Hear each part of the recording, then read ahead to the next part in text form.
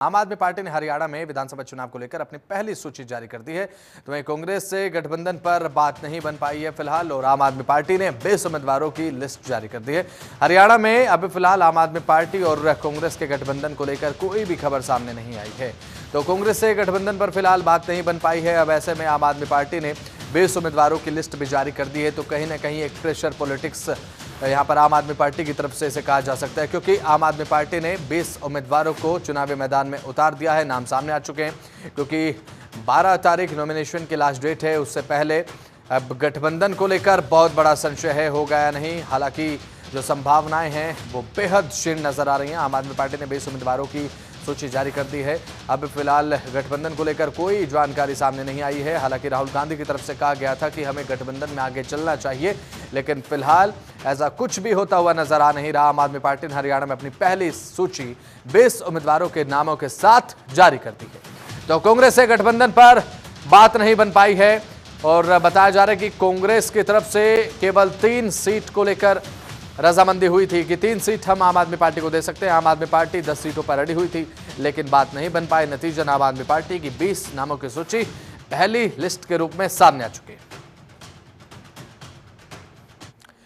तो हरियाणा विधानसभा चुनाव के लिए अब कांग्रेस की दूसरी सूची भी सामने आ चुकी है। कांग्रेस ने लिस्ट में 9 उम्मीदवारों का ऐलान किया है। अभी तक 41 उम्मीदवारों का नाम सामने आ चुका है। थानेसर से अशोक अरोड़ा का टिकट फाइनल हो चुका है। गन्नौर से कुलदीप शर्मा को उम्मीदवार बनाया गया है। उचाना कला से ब्रिजेंद्र सिंह। उचाना कला बहुत ज्यादा इंपॉर्टेंट सीट है, हॉट सीट है, जहां पर टक्कर देखने को मिलेगी। और साथ ही टोहाना से परमवीर सिंह को उम्मीदवार बनाया गया है। बादशाहपुर से वरदान यादव कांग्रेस प्रत्याशी। गुरुग्राम विधानसभा से मोहित ग्रोवर कांग्रेस प्रत्याशी। तो उचाना कला से ब्रिजेंद्र सिंह को टिकट दिया गया है। ये बड़ी खबर आपको हम बता रहे हैं। तो उचाना से जो टिकट है वो ब्रिजेंद्र सिंह को दिया गया है कांग्रेस की तरफ से।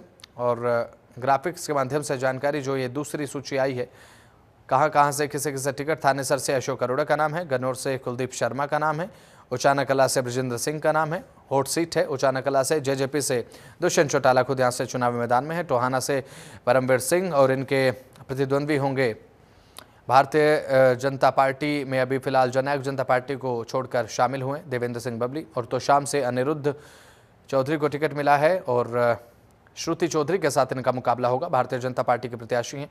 और बात करें महम से मंजू चौधरी को टिकट दिया गया है। बादशाहपुर से वर्धन यादव, और साथ ही गुरुग्राम से मोहित ग्रोवर, नांगल चौधरी से मंजू चौधरी।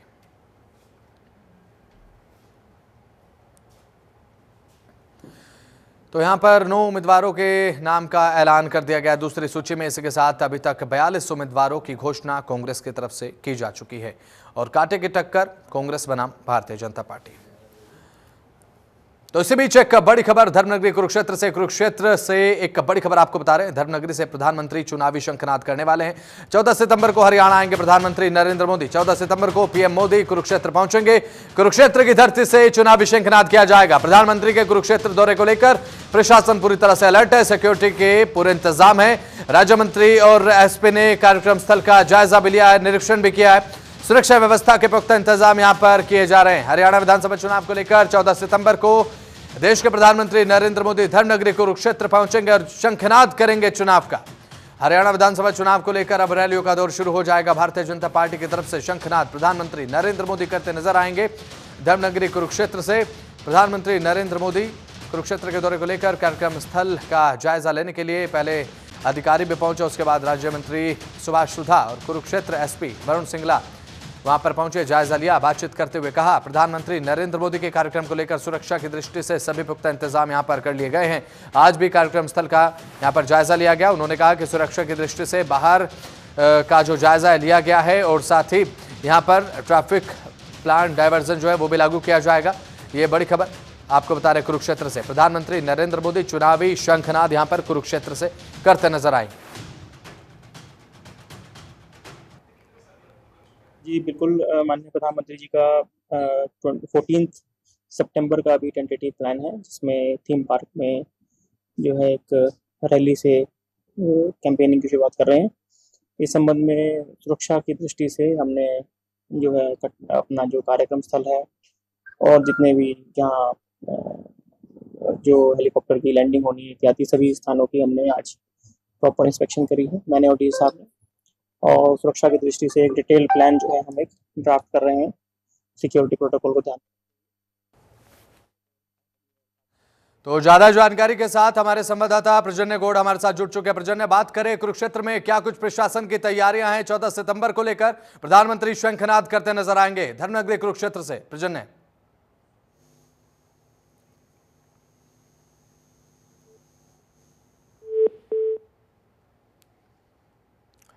तो 14 सितंबर को प्रधानमंत्री नरेंद्र मोदी कुरुक्षेत्र पहुंचेंगे। धर्मनगरी कुरुक्षेत्र में प्रधानमंत्री नरेंद्र मोदी के आगमन को लेकर प्रशासन की तरफ से तमाम पुख्ता इंतजाम यहां पर किए गए हैं और कुछ देर में हमारे संवाददाता प्रजन्य गौड़ हमारे साथ जुड़ेंगे, जानकारी साझा करेंगे किस तरीके से प्रशासन की तरफ से इंतजाम किए जा रहे। राज्य मंत्री और साथ ही साथ एसपी ने कार्यक्रम स्थल का जायजा भी लिया है, निरीक्षण भी किया, किस तरीके के इंतजाम यहाँ पर सिक्योरिटी पैरामीटर्स को फॉलो करते हुए किए गए हैं। ये बड़ी खबर आपको बता रहे हैं। प्रधानमंत्री नरेंद्र मोदी कुरुक्षेत्र पहुंचेंगे 14 सितंबर को। कुरुक्षेत्र के मैदान में एक बड़ी रैली है, थीम पार्क में यह बड़ी रैली होगी और साथ ही साथ कुरुक्षेत्र से यह बड़ी जानकारी निकलकर सामने आ रही है कि प्रधानमंत्री नरेंद्र मोदी कुरुक्षेत्र पहुंचेंगे 14 सितंबर को। प्रधानमंत्री नरेंद्र मोदी और साथ ही साथ चुनावी शंखनाद करते नजर आएंगे। हमारे संवाददाता प्रजन्य गौड़ ज्यादा जानकारी के साथ हमारे साथ लाइव जुड़ चुके हैं। प्रजन्य, फिलहाल क्या कुछ ताजा अपडेट है? बताया जा रहा है कि प्रधानमंत्री नरेंद्र मोदी धर्मनगरी कुरुक्षेत्र पहुंचेंगे, चुनावी शंखनाद किया जाएगा, थीम पार्क में रैली। क्या कुछ ताजा अपडेट आपके पास प्रजन्य? जी बिल्कुल, देखिए बसंत 14 सितंबर को जो है प्रधानमंत्री नरेंद्र मोदी जो है कुरुक्षेत्र से विधानसभा का जो है शंखनाद करने जा रहे हैं। और आपको बता दें नरेंद्र मोदी की जो है पहली रैली होने वाली है विधानसभा चुनाव की। इसके बाद जो है तमाम विधानसभा में जो है ये रैलियां होंगी और जो है पुख्ता इंतजाम जो है इसके द्वारा यहाँ पर किए गए हैं। वहीं कुरुक्षेत्र की बात की जाए तो कुरुक्षेत्र विधानसभा में जो 4 विधानसभाएं लगती है, जिसमें लाडवा से मुख्यमंत्री नायब सिंह सैनी जो है चुनाव लड़ने जा रहे हैं। वहीं थानेसर से राज्य मंत्री सुभाष चुनाव लड़ेंगे। और यदि बात की जाए पेवा की तो पेवा से कंवलजीत सिंह अजराना जो है एक नया चेहरा है, उन पर जो है भाजपा ने अपना दाव खेला है। और शाहबाद से जो है रिजर्व सीट है, वहां से जो है वहां से जो है भाजपा के प्रत्याशी जो है सुभाष कलसाना वो चुनाव लड़ने जा रहे हैं। और ऐसे में प्रधानमंत्री नरेंद्र मोदी का यहाँ पर आना कहीं ना कहीं एक महत्वपूर्ण जो है ये रैली रहने वाली है कि प्रधानमंत्री जहाँ पर आते हैं तो लोगों पर जो है एक उनका जो है एक अलग छवि जाती है। बिल्कुल। और अगर जो बात की जाए जो साइलेंट वोटर है उन पर भी जो है कि काफी इफेक्ट जो है उनका यहाँ पर पड़ने वाला है। जी बिल्कुल। प्रजन्य, प्रधानमंत्री नरेंद्र मोदी की छवि को लेकर जिक्र आपने किया, एक गजब का ऑरा कैरी करते हैं प्रधानमंत्री नरेंद्र मोदी कुरुक्षेत्र पहुंचेंगे और देखा जाता है जहां प्रधानमंत्री नरेंद्र मोदी जाते हैं राजनीति हवा में घुलती हुई नजर आती है। फिलहाल क्या कुछ ताजा अपडेट है, क्या कह रही है हरियाणा की राजनीति? कुरुक्षेत्र में आप मौजूद है, क्या कुछ कुरुक्षेत्र के हाल फिलहाल है? जी बिल्कुल, देखिए कुरुक्षेत्र की यदि बात की जाए तो लाडवा और जो है थानेसर सीट जो है वो हॉट सीट के रूप में देखी जा रही है, क्योंकि लाडवा से जो है खुद जो है मुख्यमंत्री नायब सिंह सैनी जो है चुनाव लड़ रहे हैं और इसलिए जो है ये सीट जो है हॉट सीट के रूप में देखी जा रही है। और जो है यहाँ पे राजनीतिक गलियारों में भी जो है ये विषय जो है चर्चा का विषय जो है बना हुआ है। लगातार जनता में भी जो है काफी इस चुनाव को लेकर एक उत्साह बना हुआ है और एक जो है देखा जाए कि भाई कौन चुनाव जीतेगा इसमें जो लेकर जनता काफी उसका जो है इंतजार कर रही है। चलिए ठीक है, बहुत बहुत शुक्रिया प्रजन्य, जुड़े महत्वपूर्ण जानकारी आपने साझा की, बहुत बहुत शुक्रिया आपका। तो यहाँ पर 14 सितंबर को कुरुक्षेत्र में पहुंचेंगे प्रधानमंत्री नरेंद्र मोदी, बड़ी रैली को संबोधित किया जाएगा। बहरहाल बढ़ते हैं खबरों में आगे। तो आपको बता दें कल लाडवा से नामांकन भरेंगे मुख्यमंत्री नायब सिंह सैनी। लाडवा से बीजेपी प्रत्याशी हैं नायब सिंह सैनी और कल सुबह 9 बजे उनका नामांकन कार्यक्रम देखने को मिलेगा। तो कल लाडवा से नामांकन भरने वाले हैं मुख्यमंत्री नायब सिंह सैनी।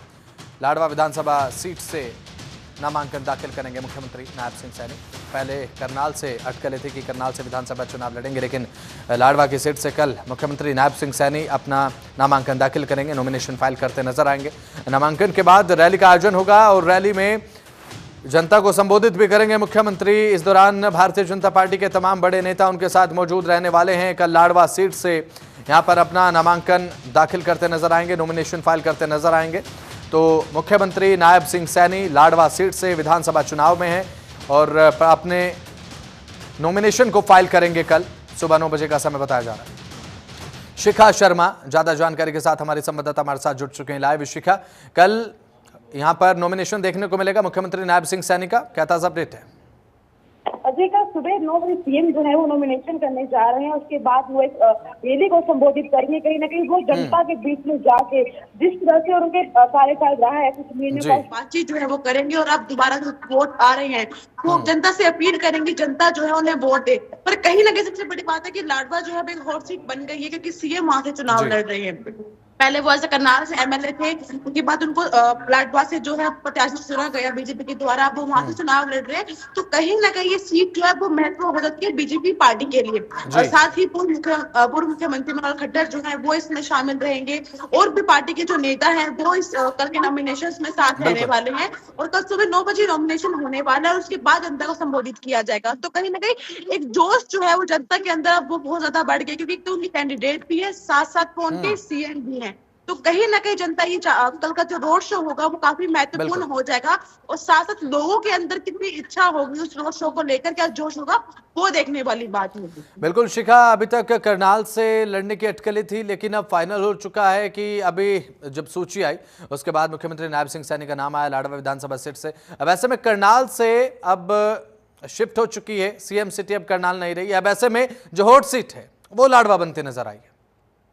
जी देखिए, करनाल से जब उनका नॉमिनेशन हुआ, कहीं ना कहीं लाडवा से जब वो जीते तो जो करनाल की जनता थी उनका एक विश्वास जो था वो मनोहर लाल खट्टर के ऊपर भी था कि अब जब वो अपनी जगह किसी और हमारे शहर के किसी को सौंप के जा रहे हैं तो उनको मनोहर लाल खट्टर के ऊपर भी पूरा विश्वास था। शायद इसीलिए भी उन्होंने नायब सिंह सैनी पर से अपने एमएलए चुना और जो जीत उनको दिलाई वो काफी अच्छी वोटों से वो जीते थे। और सबसे बड़ी बात है, एक ऐसी जगह से आपस लुटना था कि जनता जो है वो अब तक सिर्फ आपको एज ए सीएम देखती आई या फिर ऐसा प्रदेश अध्यक्ष देखते आई थी, पर अब बारी है एज ए एमएलए देखने की। एज ए सीएम तो आपने वो काम कर लिया, पर अब एज एमएलए के लिए काम करोगे या नहीं करोगे, जनता को अब ये भी विश्वास दिलवाना बहुत जरूरी होगा। क्योंकि करनाल में जब रैली की गई उसमें काफी जनता जो थी वो मनोहर लाल खट्टर की जो वो एज एमएलए थे, एज सीएम थे, वो भी थी। पर अब जो सारी जनता आने वाली है वो सिर्फ नायब सिंह सैनी के लिए आने वाली है, जब उनका नॉमिनेशन जो होने वाला है उसमें आने वाली है। बिल्कुल, यहाँ पर मुख्यमंत्री नायब सिंह सैनी की तरफ से नॉमिनेशन कल फाइल किया जाएगा। लाडवा विधानसभा सीट से प्रत्याशी भारतीय जनता पार्टी के शिखा।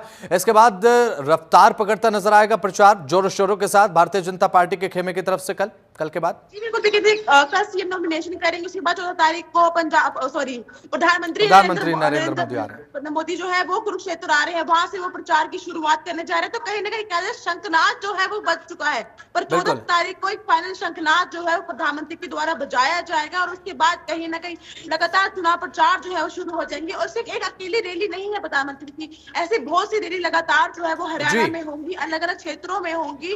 किसी प्रधानमंत्री ने राजनाथ सिंह, अमित शाह, जेपी नड्डा, हर कोई जो है वो इस प्रचार में शामिल होगा। बिल्कुल जाहिर से बात है, कल के बाद प्रचार जो है और ज्यादा रफ्तार पकड़ता हुआ नजर आएगा। लेकिन शिखा, यहाँ पर अगर बात की जाए मुख्यमंत्री नायब सिंह सैनी के नॉमिनेशन को लेकर, लाडवा विधानसभा सीट से भारतीय जनता पार्टी के प्रत्याशी कल नॉमिनेशन फाइल करेंगे और यहाँ पर एक तरफ प्रचार प्रसार तो करना ही है, जनता को तो साधने का प्रयास यहाँ पर जाहिर सी बातें होगा। लेकिन जो बगावती सुर फूट रहे हैं, एक आपसे सिर्फ फुटबॉल जो देखने को मिल रही है भारतीय जनता पार्टी के खेमे में, उसको भी साथ लेकर चलना होगा कि जो नाराज लोग हुए हैं उन्हें मना लिया जाए। अगली सूची का इंतजार यहाँ पर कई प्रत्याशी भी कर रहे हैं, कई नेता भी कर रहे हैं और जनता तो कर ही रही है। शिखा, कई बार ऐसा भी होता है वसंत की, जब कहा जाता है ना कि जब एक परिवार में 4 बर्तन होते हैं तो वो खड़कते ही हैं। तो वही कहीं ना कहीं चीजें जो है हमें देखने को मिल रही है कि एक परिवार जिसको लगातार बीजेपी कहती है कि बीजेपी एक परिवार है, हम परिवार को साथ लेके चलते हैं। तो कई बार ऐसा भी होता है कि परिवार में लोग जो है आपस में नाराज हो जाते हैं, गुस्सा हो जाते हैं, पर कहीं ना कहीं परिवार का जो मुखिया होता है या जो बड़े होते हैं वो एंड टाइम पर आकर उनको मना लेते हैं। तो हो सकता है कि इन चुनाव से पहले कहीं ना कहीं तो सारी नाराजगी जो है वो दूर की जाए। जो चले गए वो तो चले गए, पर जो अभी भी पार्टी में है, जो लगातार साथ बने हुए हैं, उनको मनाया जाए रखे और उनकी नाराजगी जो है वो दूर की जा लगे, इसकी लगातार कोशिश जो है वो सीएम के द्वारा और पार्टी के हर मेंबर के द्वारा की जा रही है। इस करनाल में हमने देखा कि पहले सीएम भी गए, फिर पूर्व सीएम भी गए। चलिए ठीक है, बहुत बहुत शुक्रिया शिखा, जुड़े आप महत्वपूर्ण जानकारी आपने साझा की, बहुत बहुत शुक्रिया आपका। ऐसे बीच एक बड़ी खबर आपको बता दें, चुनावी तैयारियों के बीच आम आदमी पार्टी को बड़ा झटका लगा है। बीजेपी में शामिल हुए पंचकुला जिलाध्यक्ष रणजीत उप्पल। आम आदमी पार्टी के पंचकुला जिलाध्यक्ष ने अब भारतीय जनता पार्टी का दामन थामते हुए आम आदमी पार्टी को अलविदा कह दिया। मुख्यमंत्री नायब सिंह सैनी ने पटका पहनाकर पार्टी में स्वागत किया है, शामिल किया है।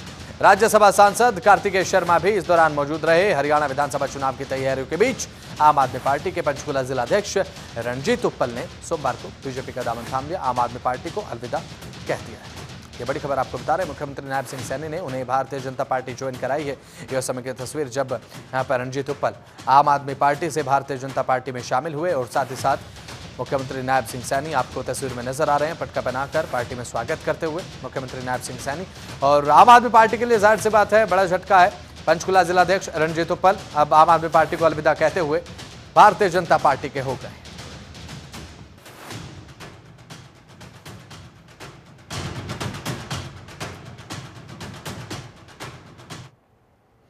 हरियाणा के मुख्यमंत्री नायब सिंह सैनी ने लाडवा के कई गांवों में जनसभाओं को संबोधित किया और साथ ही मुख्यमंत्री नायब सिंह सैनी गांव डीग में आयोजित कार्यक्रम में पहुंचे, जहां पर ग्रामीणों ने जोरदार स्वागत मुख्यमंत्री का किया। इस मौके पर उनके साथ कुरुक्षेत्र जिलाध्यक्ष और पूर्व विधायक डॉक्टर पवन सैनी, शाहबाद से बीजेपी प्रत्याशी सुभाष कलसाना भी मौजूद रहे और साथ ही पत्रकारों से बातचीत करते हुए कहा, आम आदमी पार्टी और कांग्रेस के गठबंधन के सवाल पर मुख्यमंत्री नायब सिंह सैनी की प्रतिक्रिया भी सामने आई और उन्होंने कहा कि दोनों ही दल भ्रष्टाचार के दलदल में अब फंसे हुए हैं और साथ ही साथ उन्होंने ये भी कहा कि हरियाणा की जनता ने तय कर लिया है, कांग्रेस चाहे कितने ही गठबंधन कर ले, प्रयत्न कर ले, हरियाणा में कांग्रेस का सुपड़ा साफ होगा। तो वहीं पहलवान बजरंग पुनिया को जान से मारने की धमकी के सवाल को लेकर उन्होंने कहा कि इस मामले की जांच करवाई जाएगी, जो भी दोषी इस मामले में सम्मिलित पाए जाएंगे उनके खिलाफ सख्त कार्रवाई अमल में लाई जाएगी।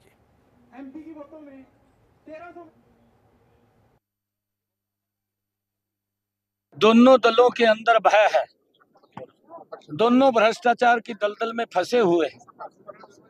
हरियाणा की जनता ने तय कर लिया है, चाहे कांग्रेस एक गठबंधन करे, चाहे कांग्रेस 10 गठबंधन करे, कांग्रेस का सुपड़ा साफ होने वाला है। हरियाणा में भारतीय जनता पार्टी की सरकार तीसरे बार बड़े मैंडेट के साथ बन रही है। आज मैं सुबह से लाडवा की सरदारी के बीच में उनका आशीर्वाद लेने के लिए लगातार कार्यक्रमों में हूँ। लोगों का भरपूर आशीर्वाद और सहयोग उनका मिल रहा है और लोगों ने एक संकल्प लिया है कि लाडवा तो हम जताएंगे, परंतु लाडवे से नियरेस्ट जितने भी जिले होंगे सब जिलों के अंदर कमल के फूल का हम खेती करने का काम करेंगे, कमल का फूल खिलाने का काम। कांग्रेस पार्टी की तरफ से अब बीती रात प्रत्याशियों की दूसरी सूची जारी कर दी गई। थानेसर विधानसभा सीट से कांग्रेस पार्टी की तरफ से अब अशोक अरोड़ा को प्रत्याशी बनाया गया है। इसके चलते रात से ही अशोक अरोड़ा के आवास पर बधाई देने वालों का जमावड़ा लगा हुआ है। अशोक अरोड़ा ने मीडिया से बातचीत करते हुए बीजेपी पर जमकर निशाना साधा। उन्होंने कहा कि मैं पार्टी के वरिष्ठ नेताओं का आभार व्यक्त करता हूं, उन्होंने मुझे यहां से प्रत्याशी बनाकर थानेसर विधानसभा की जनता के बीच में भेजा है। अशोक अरोड़ा ने कहा कि निश्चित तौर पर हरियाणा में आने वाले समय में कांग्रेस पार्टी की सरकार बनने जा रही है और साथ ही साथ हरियाणा के मुख्यमंत्री भूपेंद्र सिंह हुड्डा होने वाले हैं। अब ऐसे में उन्होंने ये बात कही और साथ ही साथ अपनी जीत का दावा भी किया। अशोक अरोड़ा ने कहा, मुख्यमंत्री खुद सुरक्षित सीट की तलाश में घूम रहे हैं, ऐसे में पूरे प्रदेश में इनका जनाधार होगा। कांग्रेस हाईकमान का आभार व्यक्त करता हूं कि जिन्होंने मेरे प्रति विश्वास प्रकट किया और चौधरी भूपेंद्र सिंह हुड्डा का भी बहुत बहुत आभार है। और मैं अपने कार्यकर्ता और थानेसर की जनता के भरोसे उन्हें आश्वस्त करता हूं कि न केवल थानेसर बल्कि कुरुक्षेत्र जिले की चारों सीटें कांग्रेस पार्टी जीत के हाईकमान की झोली में डालेंगे और हरियाणा प्रदेश में कांग्रेस की सरकार बनाएंगे।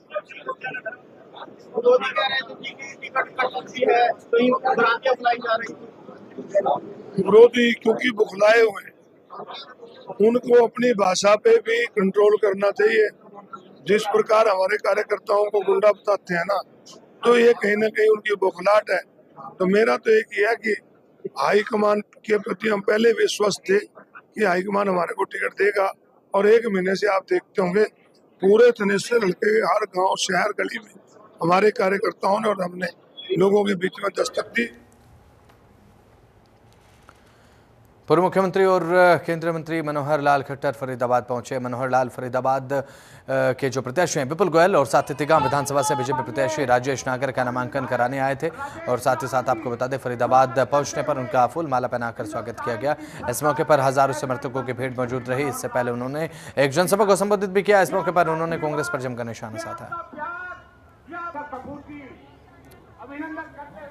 विपुल गोयल जी विधायक हैं, नरेंद्र गुप्ता चुनाव लड़ाने के लिए, चुनाव जिताने के लिए उनको जी जान से कोशिश कर रहे हैं। आज सब लोग मंच पर थे, सबने अच्छा किए। अब एम्स में गए या कहाँ गए, लेकिन पर्दे से गायब हो गए हैं। बहुत नेता गायब हो गए, केवल वही नहीं। और जैसे उनकी बंदरबाट हो रही है, अभी तक जो उनकी लिस्टें हैं वो एक सिंपल फार्मूले के आधार पर सिटिंग गेटिंग। अब सिटिंग गेटिंग कोई बड़ा विषय नहीं होता। बहुत से सामान्यतया वो लोग टिकट पा जाते हैं, लोगों को बहुत ज्यादा परेशानी हो और लोगों को नहीं होती। लेकिन अब जो टिकटें बट रही हैं उनका हाल जो है वो जैसे पहले रहता था, लड़ाई और जो उनकी चलती थी और जूतों में जो दाल बटती थी वो अभी भी बटेगी। और इसका जो उनका दुष्परिणाम जो है उनके ऊपर होगा, उसका लाभ हमको होगा। और निश्चित रूप से जेल में बंद आदमी को टिकट दी जा रही है। जेल में बंद है अपराधी किस्म के कितने लोग हैं जिनके ऊपर ईडी की तलवार लटकी हुई है, जिनको हाइट यानी इनकम टैक्स के जिनके नोटिस गए हुए हैं। सबसे पहले मैं माननीय मनोहर लाल जी का, कृष्णपाल जी का, नरेंद्र गुप्ता जी का धन्यवाद करूंगा कि आज वो नामांकन भराने के लिए मेरे साथ आए। और फरीदाबाद की देव तुल्य जनता का आभार व्यक्त करूंगा कि सुबह सुबह इतनी संख्या में पहुंचकर उन्होंने मुझे आशीर्वाद देने का काम किया। उनका चेहरे की खुशी और उनका उत्साह बता रहा था। अब की बार 1 लाख बार। जिस तरीके हम देख रहे हैं कि जो अभी तक मैदान साफ है, कांग्रेस के कोई प्रत्याशी भी सामने नहीं आ पाया, किस तरीके से देखते हैं? कांग्रेस का प्रत्याशी वो लोग अभी गठबंधन ढूंढ रहे हैं, अभी वो लोग कुछ सहयोगी ढूंढ रहे हैं। तो इसलिए कांग्रेस की क्या बात करनी, जिनका नेता नहीं चुना गया, जिनका आज तक 10 साल से जिला अध्यक्ष नहीं चुना गया, वो पार्टी क्या चुनाव लड़ेगी? सिर्फ लोकसभा में झूठ बोलकर कि हम दलितों को का भारतीय जनता पार्टी संविधान बदल देगी, उनका आरक्षण खत्म। नामांकन भर दिया है, आप किस तरीके से आगे की नीति रहेगी? 2019 में भी भारतीय जनता पार्टी ने मुझे यहाँ से उम्मीदवार बनाया था और 2019 में जो हमारी जीत हुई पूरे हरियाणा में 90 की 90 विधानसभा में सबसे ज्यादा अगर मत वोट किसी विधानसभा को मिले, तिगांव विधानसभा को मिले। और इसी तरह से 2024 के इस चुनाव में भी हम अपने पुराने रिकॉर्ड को हम पहले नंबर पर 90 के 90 में आएंगे और पहले से ज्यादा मत और ज्यादा वोट लेकर अपने रिकॉर्ड को तोड़ेंगे। आज मनोहर लाल जी पहुंचे थे और कृष्णपाल जी पहुंचे थे नामांकन कराने के लिए। देखो, श्री मनोहर लाल जी आज हमें आशीर्वाद देने, मुझे आशीर्वाद देने आज आए। अम्बाला से बीजेपी प्रत्याशी असीम गोयल ने अपना नॉमिनेशन फाइल कर दिया है। तो वहीं इसी मौके पर उनके साथ हरियाणा के मुख्यमंत्री नायब सिंह सैनी भी मौजूद रहे और साथ ही नॉमिनेशन से पहले अम्बाला के मानव चौक के पास जनसभा का भी आयोजन देखने को मिला। इसमें असीम गोयल और मुख्यमंत्री नायब सिंह सैनी ने लोगों को संबोधित किया। जनसभा के बाद एसडीएम ऑफिस तक रोड शो भी निकाला गया। इसमें भारी संख्या में बीजेपी कार्यकर्ता मौजूद रहे और नॉमिनेशन के बाद मुख्यमंत्री नायब सिंह सैनी ने मीडिया से बातचीत करते हुए कहा कि हरियाणा में तीसरी बार बीजेपी की सरकार बनने वाली है। असीम जी को मैं आज नामांकन दाखिल किया है। मैं इनको बहुत बहुत बधाई और शुभकामनाएं देता हूं। असीम गोयल जी ने अम्बाला के विकास में एक नई दिशा देने का काम पिछले 10 वर्षों में किया है। आज फिर अम्बाला के लोगों का आशीर्वाद लेने के लिए और अम्बाला के लोगों का आशीर्वाद मिले, आज नामांकन असीम गोयल जी ने दाखिल किया है। मेरा परम सौभाग्य है कि जिस भूमि के ऊपर मैंने लंबे समय तक काम किया है, आज उस भूमि के ऊपर मैंने अम्बाला के लोगों को ये अपील भी किया है कि आप अपने बेटे भाई को यहाँ से भरपूर आशीर्वाद दें। और 4 की 4 अम्बाला जिला की, जब मैं जिला अध्यक्ष था, यहाँ से मैंने चारों विधान